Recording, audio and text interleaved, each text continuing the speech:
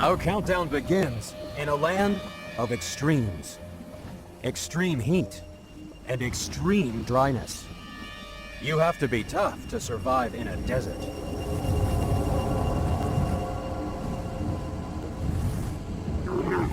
That's why camels are coming in at number 10 in our countdown of extreme survivors. For thousands of years, people have been crossing the arid wastelands of Arabia on these animals known as ships of the desert.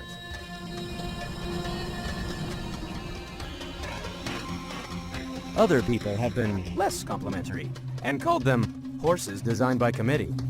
But if so, the committee knew what it was doing.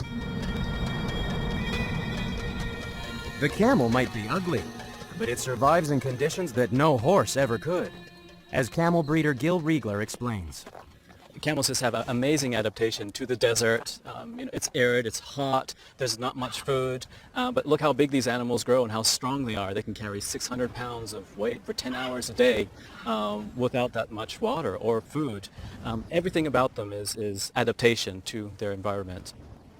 If you look at the nostrils are little slits and they have special muscles that will help them close them during a sandstorm. Little hairs inside them will siphon out the sand so they can actually breathe. When you look at the eyes, the long eyelashes will keep the sand away from the eyes. And they also have a second eyelid that goes across it so they can walk in the desert with their eyelid covering their eye. The camel's most famous feature also comes in handy in the desert. But contrary to popular opinion, its hump doesn't store water. It's actually full of fat, which it can use as a fuel supply in times of adversity. So with all these built-in survival features, just how tough is a camel? Imagine if you were dropped into a desert. There's no water, no shade, and the temperature's 50 degrees. You start sweating at an alarming rate. Sweating drains your body fluids. Lose more than 12% of your body weight, and you're in big trouble. With nothing to drink, in less than 36 hours, you'd be dead. But imagine if we had the super survival skills of the camel. We'd be able to endure the extreme heat much longer than an ordinary human. That's because not only is the camel better at conserving water, but it can lose more than 25% of its body weight and still survive. It can go without a drink for an incredible 8 days. But when it finally gets to water, it's really thirsty. A camel can drink 80 liters in 10 minutes. But it's a different kind of drinking that may take the camel out of the desert and into our homes. Camel milk is very nutritious. When you think about the desert, there really isn't anything there, especially when you think about fruits or vegetables that can supply vitamin C for the young baby camels. Camel milk will contain triple the amount of vitamin C that cow milk will have in it. It also has insulin, and we're very interested in doing the research to find out how this insulin works with diabetics.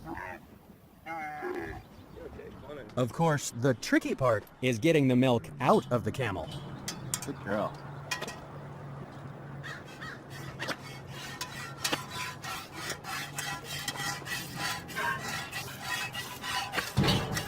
Gil not only breeds camels, but milks them.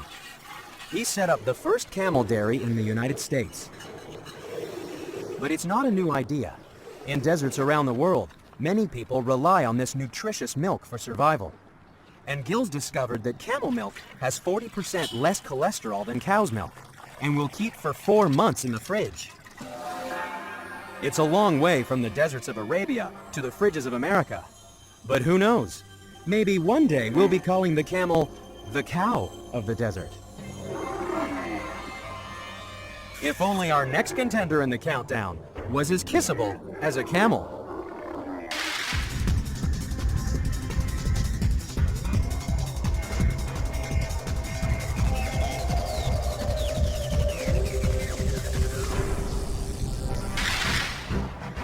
Welcome to Dry Bones, Texas.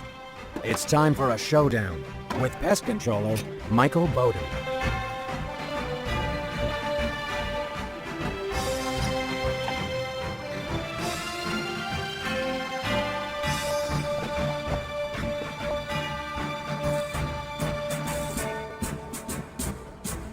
The rat may be number 9 in our countdown, but it's also public enemy number 1.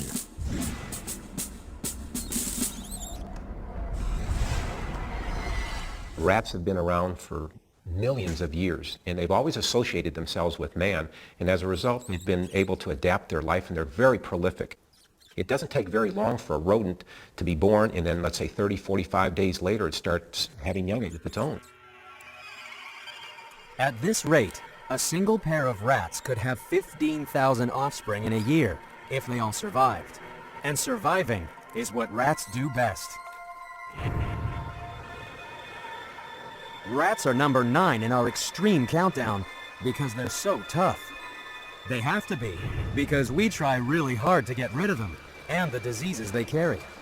But rats just keep coming back for more. Take a look at most cities, and you'll find for every person, there's at least one rat making itself at home. So how do these wily rodents always stay one jump ahead of us? Well, for a start, rats are incredible athletes. Their superhuman powers mean they can come into our lives through even the most unsavory entrances. They may be your worst nightmare, but have you ever dreamt of what it would be like to have the superpowers of a rat? If you were a rat, you'd be able to squeeze into some very small spaces. Thanks to the flexible bones in your skull, you'd be able to squeeze through any hole that's just slightly bigger than the width of your head. And you'd never get stuck in a pipe, because the jaws of the rat are 120 times stronger than ours. That means you could easily gnaw a hole in a lead pipe, or a garbage can, or even cinder blocks. And if there isn't a handy toilet to escape down, don't panic, because rats are so much smaller and lighter than humans, they have no trouble falling great distances. With the superpowers of a rat, you could survive a fall from a 5-story building.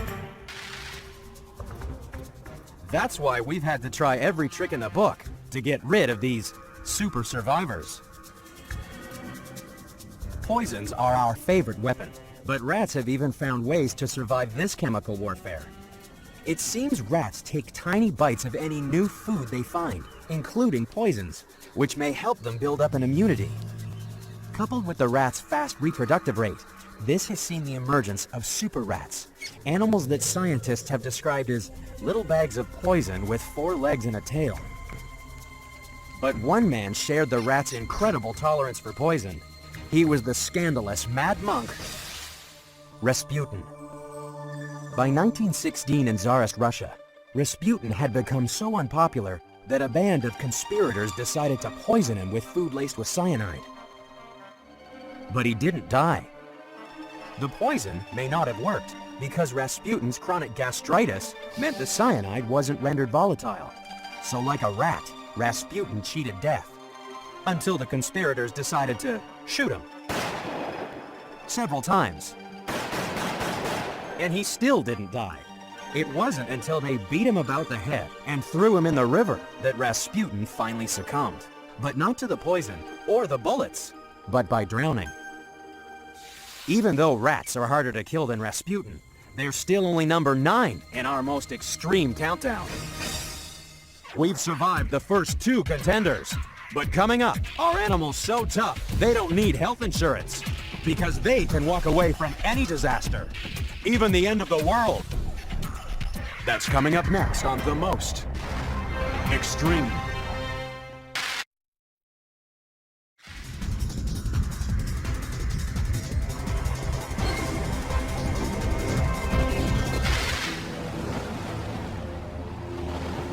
The sea can be extremely dangerous, especially if you're a gannet. The Australasian gannet is a hunter of fish, so it has a problem. How do you catch a fish when you're soaring 30 meters above the sea? The solution is simple, if a little extreme. The gannet is number 8 in the countdown because no ordinary animal could survive hitting the sea at 140 kilometers per hour. Hitting anything at that speed is usually fatal. You'd have to be a dummy to try diving into the sea at these speeds. But gannets are extreme survivors thanks to their clever design. To make sure they don't swallow water, gannets have no nostril holes and can keep that beak tightly shut upon impact. And its body has built-in airbags just under the skin. Just before it dives, the gannet inflates these air pockets to absorb the shock of impact. We've installed a similar system in our cars.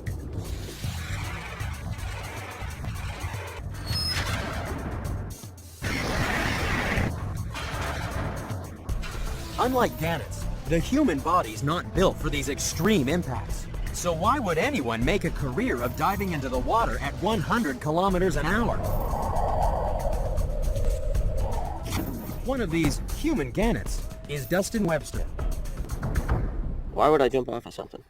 Well, unlike some animals, it's not for survival, that's for sure. The main reason I like to jump off is for adrenaline. First look over the edge. It's a long way down. You can't imagine how far down it is. The height I was going from today is actually 63 feet. That's about 19 meters. Pretty high when you consider that the human body's not made for that kind of impact.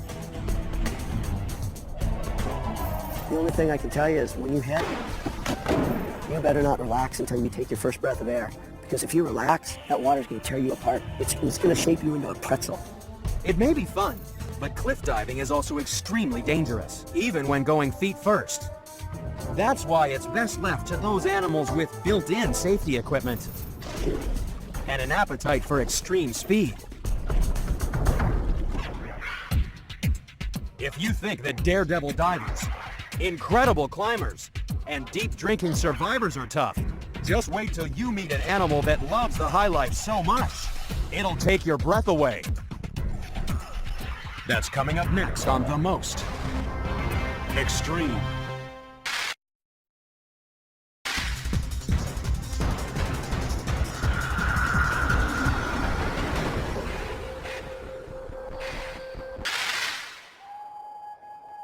Our next tough customer lives high in the Andes of South America. It's a cousin of the camel that doesn't survive extreme heat, but height. Meet the guanaco. It can be found more than 5 kilometers above sea level. Up here, the air is dangerously thin. It contains only a third of the oxygen it would at sea level. That's why the guanaco is number 7 in our countdown. It's perfectly adapted for living in conditions that would leave us gasping for breath. Imagine if you were dropped onto a mountain 3,000 meters above sea level. In the rarefied atmosphere, you'd soon be feeling sick and tired because the organs of your body need oxygen to work properly. And oxygen is carried by red blood cells. In a teaspoon of blood, there are about 19 billion of them, which sounds like a lot. But in thin air, it's not enough. That's why climbing mountains can be a dangerous business. Above 5,000 meters, you're breathing 4 times faster than normal and still not getting enough oxygen. In the death zone above 7,500 meters, your digestive system gives up and in a desperate search for oxygen, starts to eat itself. It's not a nice way to go.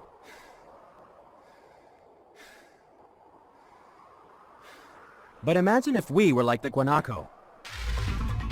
A human with guanaco blood would have 4 times as many red blood cells, and each blood cell would live twice as long. With so many more cells to collect oxygen from the thin air, the guanaco is much better suited to the high life than we are.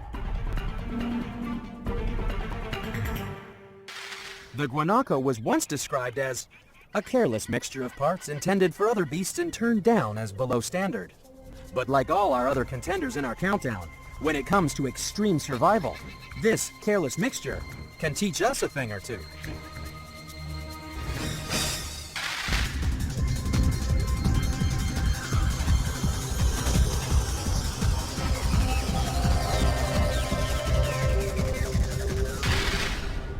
If rats are our worst nightmare, then cockroaches must be what rats have bad dreams about. These belligerent bugs are number 6 in our countdown because they'll survive just about anything we throw at them. And no wonder. Thanks to super sensitive antennae and an extra brain in their rear, cockroaches can dodge just about anything. But then, they've had plenty of practice. Some 400 million years, in fact. Cockroaches were bugging dinosaurs long before they set foot in your kitchen. But from the suburban kitchens of Natick, Massachusetts, comes the ultimate cockroach survival story. 30 years ago, scientists at the local army base were carrying out experiments on giant Madagascan hissing cockroaches. They exposed the bugs to doses of radiation.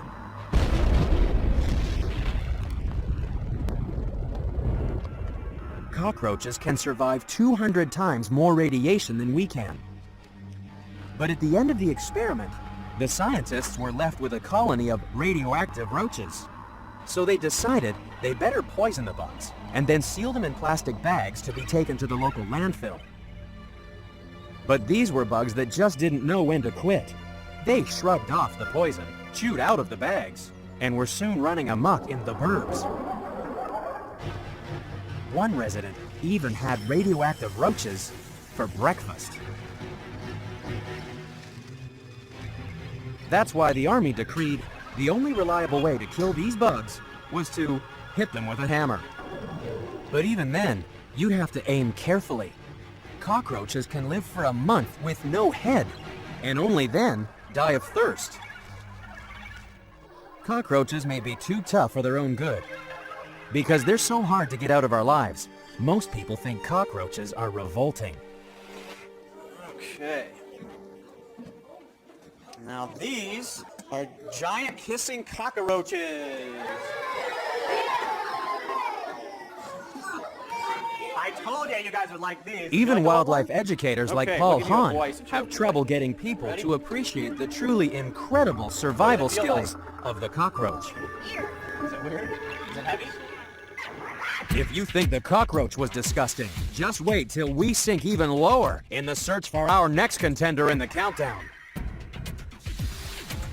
We're dredging the bottom of the sea to find an animal so tough it bathes in acid every day and dines on nothing but poisons.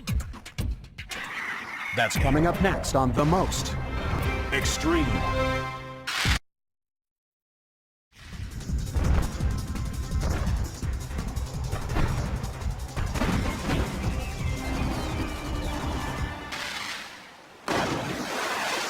You can't find number 5 in the countdown with a snorkel. You need Alvin. Alvin is a deep-sea exploration vehicle. The deep sea is just like deep space, dark, dangerous, and unknown. So Alvin has to be built to withstand the most extreme conditions nature can throw at it. Imagine traveling 2.5 kilometers straight down. Sunlight disappears after only a few hundred meters. You'd think nothing could survive down here. And then, out of the barren wastes, rises a miniature volcano. It's a chimney called a black smoker that spews boiling hot toxic chemicals into the sea. It would take something really tough to survive here. Something as tough as the tube worm. Tube worms are very strange animals. They're full of billions of bacteria that convert the black smoker's toxic chemicals into food for the worm. That's why the tube worm has no mouth, no stomach, and no rear end. Yet it survives horrific conditions that would kill any other animal. Imagine if you were as tough as a tube worm. You'd spend your life sitting in a bath of vinegar, just like the acid waters of the black smoker. And you'd be breathing hydrogen sulfide, a gas as deadly as cyanide. Your feet would be in water just above freezing, but your head would be cooking in wafts of boiling water coming from the vent. But the most deadly of all is the extreme pressure of all that water above you. It's like trying to breathe with a blue whale on your chest, pushing down at more than 200 kilos per square centimeter. We may not be able to survive 3 kilometers under the surface, but Tanya Streeter from the Cayman Islands gives it her best shot. Tanya is a freediver. That means she takes one big breath and finds out how low she can go. Can you imagine holding your breath for 2.5 minutes? And once you pass 60 meters, your lungs will be squeezed to the size of egg cups as the pressure collapses your chest cavity. On her deepest dives, she'll have to swim the height of the Statue of Liberty to get to the surface. And all this on a single breath.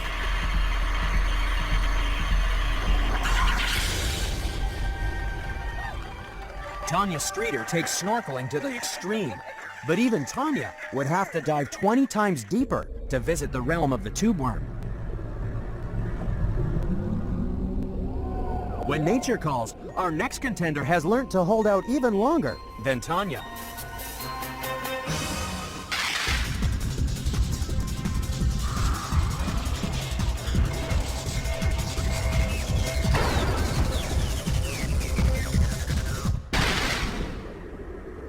Welcome to the Arctic. In this frozen world, animals have to find ways to survive extreme cold.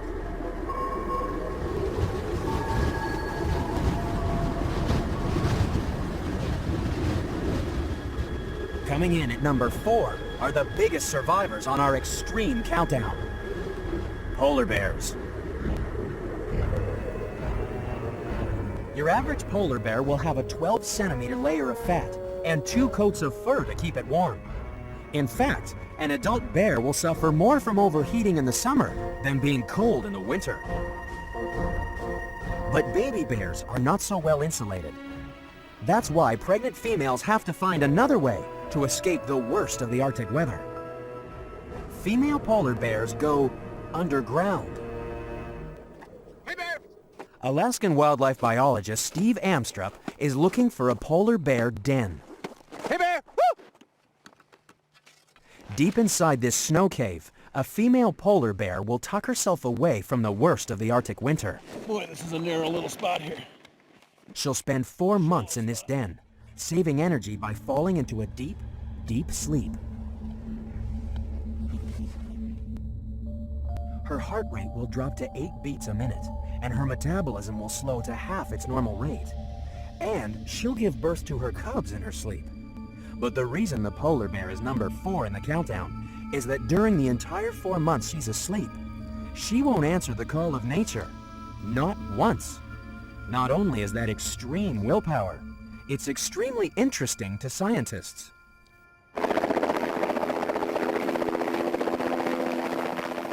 That's because scientists believe that the polar bear's ability to grin and bear it may help sick humans as well. It's just a matter of hunting down the secrets of the bear's metabolism.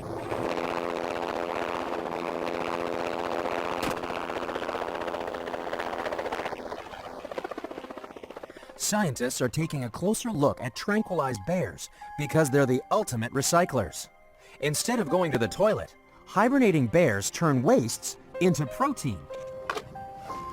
Somehow, bears are able to split up the waste molecules and use the components to build helpful chemicals that can be used by their body.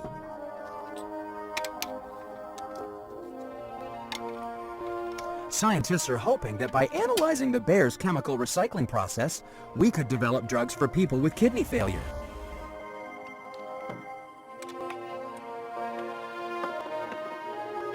Patients could recycle their wastes rather than rely on dialysis machines to filter their blood for them.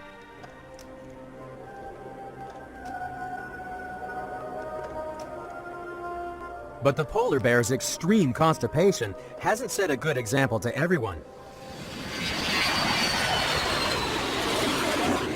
In 1994, a New Zealand man set a dubious endurance record of his own. After arousing the suspicions of officials when entering the country, the man was arrested and held in custody. Police suspected he was carrying drugs inside his body. He was booked into a hotel room, and the 2 constables waited patiently for the details to emerge. And waited, and waited. 3 weeks passed, and still the call of nature was ignored. Finally, on the 23rd day, the smuggler could hold on no longer, and the police had their incriminating evidence. Then they passed a motion of their own to have the smuggler locked up for obstructing the course of justice. Perhaps it's lucky we haven't yet found a way to recycle wastes like the polar bear. If we had, the smuggler might still be in that hotel room today. It seems incredible that anything could be tougher than polar bears, tube worms, and cockroaches. But number 3 in our countdown is an animal that makes the coldest place on Earth seem like a tropical paradise. That's coming up next on The Most Extreme.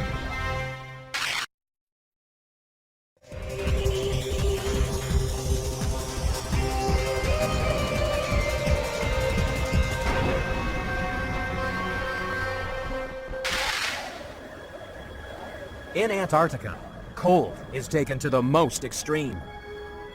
In some places, the average temperature is minus 57 degrees, and it can get down to a world record minus 89 degrees Celsius. Few humans would think of spending the winter in Antarctica. After all, in these temperatures, exposed skin freezes in less than a minute. Yet number 3 in our countdown walks here in bare feet.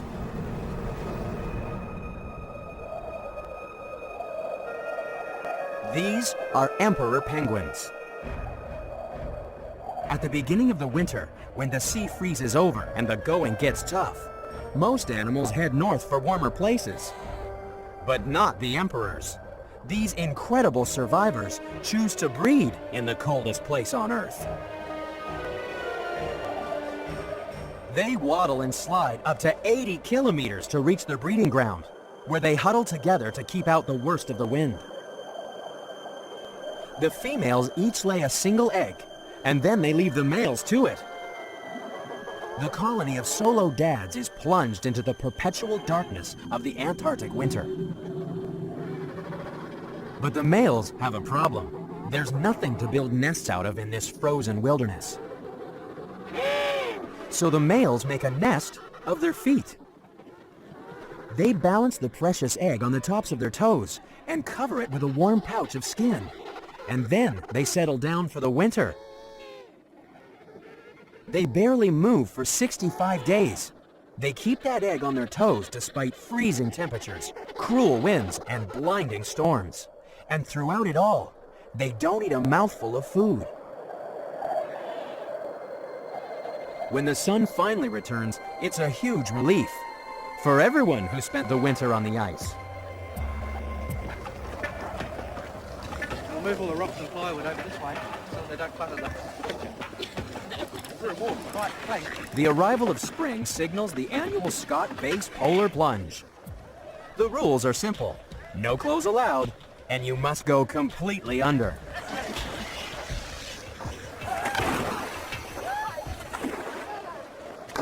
It's gotta be a quick dip, because cold water robs body heat 32 times faster than cold air. In freezing waters, it only takes minutes to stop your heart. But there are cases of extreme survival. In March 1975, an 18-year-old Michigan man was out for a walk when he fell through the ice. He was submerged in freezing waters for 38 minutes. When rescuers pulled his body from the water, there were no signs of life. He was en route for the morgue when suddenly he came back to life, thanks to the mammalian diving reflex. This shuts down all the body's systems except those necessary to keep the heart and brain alive. In extremely cold water, it can keep humans, and other more expert divers, alive for a long time. Submerged emperor penguins are also thought to be able to reduce blood flow to all but the most vital organs. That's why they can spend almost 20 minutes underwater on a single breath.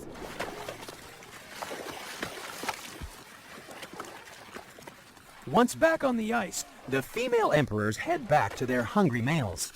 It's a good thing the females spent the winter feeding, because now the eggs have hatched, and there's an extra mouth to feed.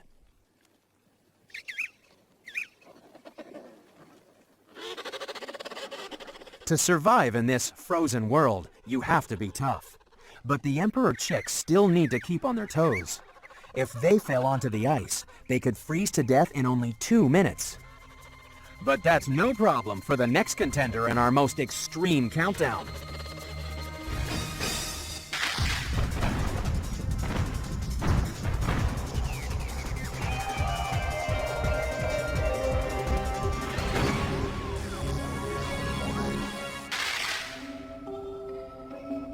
In the mountains of New Zealand, number 2 in our countdown has a truly extreme solution to surviving the cold winter.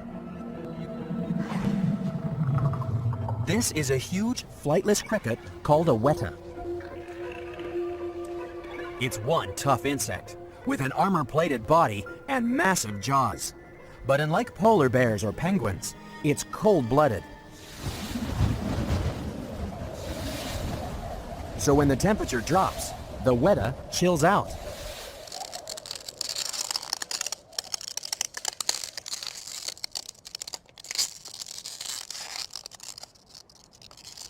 The weta freezes solid. Its heart stops beating, and all brain function ceases as the water in its body turns to ice, sometimes for several months. It takes a very special kind of animal to survive these freezing conditions. Even experts can only survive for a few minutes. Unlike the weta, if ice crystals start forming in our cells, we're in big trouble. Ice crystals are big, sharp, and destructive. When mountaineers get ice crystals forming in their body, it's called frostbite. Ice destroys every cell it touches because it ruptures delicate cell membranes. Even when the frostbitten areas warm up and the ice melts, all cells are dead and destroyed, and that can lead to gangrene and amputation.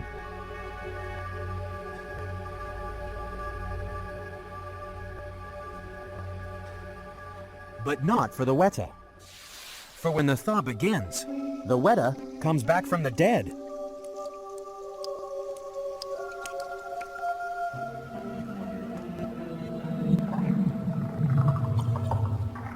There's no frostbite, there's no cell damage.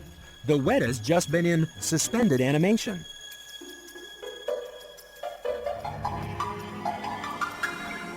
And scientists still have no idea how it survives. But even the weta's incredible endurance is still no match for the ultimate survivor on the planet. We've seen the 9 contenders. They're the best of the best. Only one animal is tougher. It's number 1, and it's coming up next on The Most Extreme.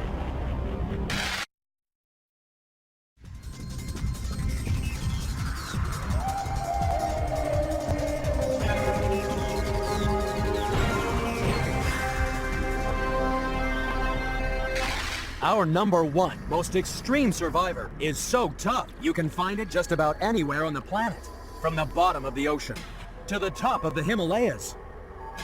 It can survive in hot springs and freezing Arctic wastelands, dry deserts, and humid rainforests. And it can even survive in your backyard. Entomologist Ruud Kleinpast is hunting for the world's toughest animal. You can find the most extreme survivor anywhere there's moss or lichen. The only problem is that the world's toughest animal is very, very small.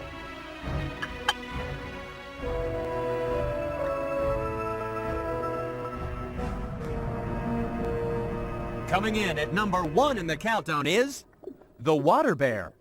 It's a real shame that the water bears are so small. They're invisible to the naked eye, but if you could see them, they look cute, just like little teddy bears.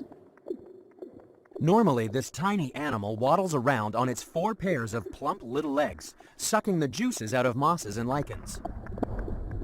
But when the going gets tough, how can the cute and squishy water bear be tougher than a grizzly bear? The water bear is the most extreme survivor on the planet because when conditions get tough, this animal effectively curls up and dies. It loses 99% of the water in its body and enters a state of suspended animation. Let's say a water bear starts getting too cold. It'll shrink down, retract all its legs, and shut down all systems until conditions improve. Once they're in this state, they're practically indestructible. Imagine if you were as tough as a water bear. If things started getting too cold, all you have to do is curl up and lose virtually all the water in your body. You'd enter a state of suspended animation. Freezing solid would be no problem to a human water bear. Water bears can survive temperatures as low as -200 degrees Celsius. Extreme heat would be no trouble either. Water bears have survived a scorching 150 degrees. Imagine if a human was exposed to radioactive material. You could be 200 kilometers downwind from a nuclear blast and still get a lethal dose of fallout. That's about 500 rontgens, the units used to measure radiation. The indestructible water bear has been shown to survive 1,000 times that amount. And life in the desert would be no trouble for a water bear. With nothing to drink, most humans would last less than 2 days. But even camels are no match for one incredible water bear. A long time ago, a water bear was trapped in a museum specimen of dried moss. It came back to life when scientists added water to the moss 120 years later. The water bear's toughness is literally out of this world because it could even survive the vacuum of space. It seems you can never judge an animal by its soft and squishy looks.